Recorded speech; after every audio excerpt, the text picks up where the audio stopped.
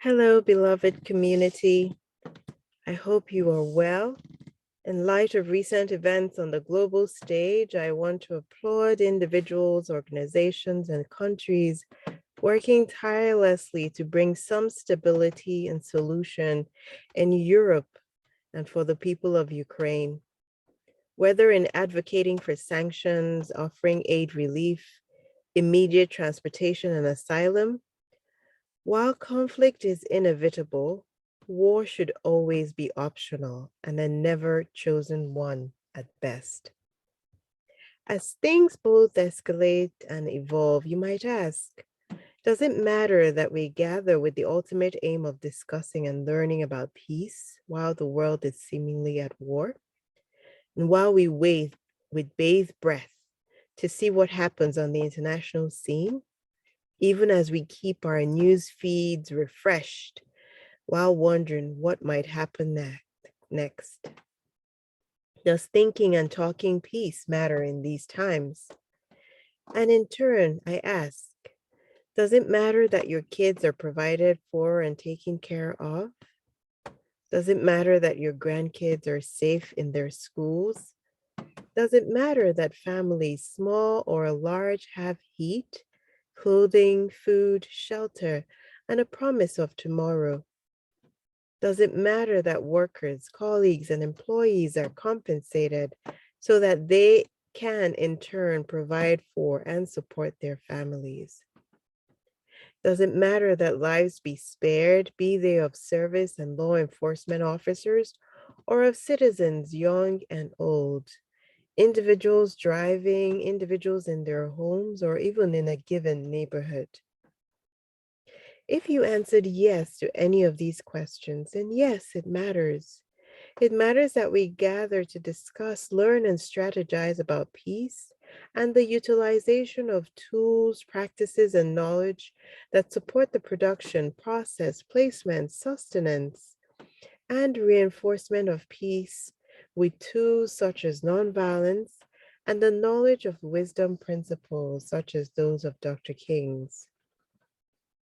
Especially when we talk about the travesty of war and witness the death, destruction, and permanent displacement of human beings from their home, from all they've known, and for the children from all they have ever called home. We feel the despair and question the use of talking about peace or hoping for peace in a time of war. Certainly, we do. What's the use? You and I might ask, and we are right to ask it. It's okay to question the point of pursuing a value so endemic to the sustained existence of the human race, a value unquestionably, inextricably paramount to the functioning of global society and its people, right down to our communities. The same value critical to you and I embracing our respective neighborhoods, or even life within the structures we call home. Utilized in discussions of governance and democracy are the terms peacemaking, peace building, and peacekeeping. And while all these terms relate to peace and the parsing back of affected communities and societies, the evocation of these terms and the conditions of actions within each one come to be with the eruption of violence or pending threat to peace and community, or the intervention of conciliatory advocates consequent to the eruption of violence. And the questions I pose is, why must that be? Is the dream of a peaceable society too far-fetched and long gone from our objective views?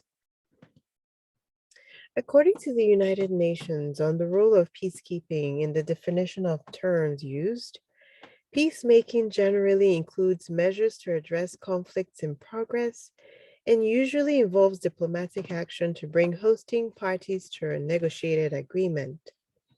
On the other hand, peacebuilding aims to reduce the risk of lapsing or relapsing into conflict by strengthening national capacities at all levels for conflict management and to lay the foundation for sustainable peace and development. Of import with the UN facts is the summary point that the boundaries between conflict prevention, peacemaking, peacekeeping, peace building, and peace enforcement have increasingly become blurred, and that peace operations are rarely limited to one type of activity. In an instructive piece related to peace building and democratization, Gabriela Monica Lucuta of Peace Direct's Peace Insight highlighted the paramount nature of these terms enshrined in the UN Charter. And she wrote, Chapter 6 of the UN Charter talks about peacemaking as a non-restrictive list of peaceful, diplomatic, and judicial means of resolving disputes. Peacekeeping is situated between peace enforcement and before the sanctions regime, while peace building is more than a process that has a broad post-conflict agenda and more than an instrumentalist method to secure peace. Here again, as she writes, we see the entanglement of each of these peace-directed activities with the eruption of direct and immediate violence. Nonetheless, I posit that we can positively argue for the post-conflict, but yet pre-repeat conflict impact of peace building in, during, after, and before the rage that is war. For in keeping the peace, we're separating an already overt infraction. We're establishing the rules and norms preventing devaluation yet again into violence, outrage, and harm. We're keeping apart the warring factions and parties and instigating what you might call a false truce of desistance from violence and the propagation of its essence. In making the peace, we're managing the simmering tensions and the palpable silences. We're effortful at bridging the gaps and encouraging positive action and behaviors to calm the flaring tempers with reprimand, reminders, and demands of weighted consequences. But in building the peace in both pre- and post-conflict societies, we are instilling the barriers of a greater or a greater society in the rudiments and foundations of a people, of a class, of a family, and of a generation. Bearing within that rootedness of conflict prevention, the tenets that make one great as a people and as a nation. In the dispel and refusal of elements as well as dispositions that generate hate from within, the hate that leads to rage and violence from without.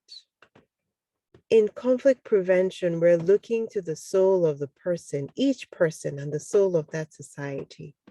We're looking to dispel and to distill, yes, to dispel the misunderstandings and negative interpretations, and to distill the practical complexities of such a change of paradigm. A shift that advances the principles and tools of conflict prevention and a disposition toward reconciliation. Again, I ask, why can't we have that as a general bent of our leaders and selves in the great society, in the democracies, or even in budding nations? That would be effort and disposition that principles of Dr. King would undoubtedly support.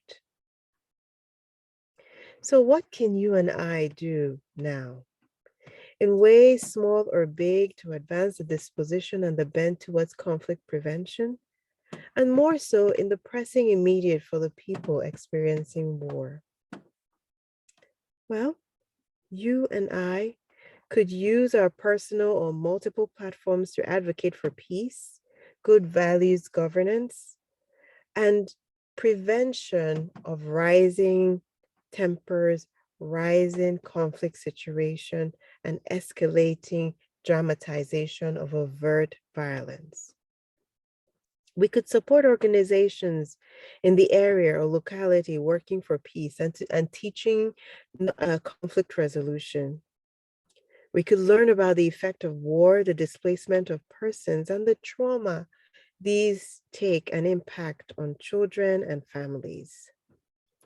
We could advocate and learn what our representatives support and how they are working to advance peaceable interventions and negotiations.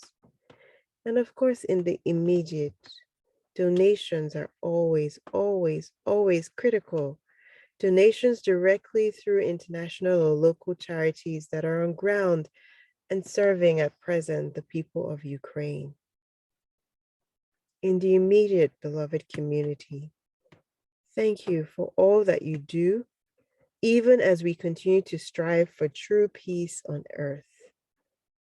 Until next time, I thank you for tuning in to Nonviolence with Roberta and the bi-weekly audio cast that investigates, shares, and explores peace, nonviolence, and the principle and tenets lived by Dr. Martin Luther King.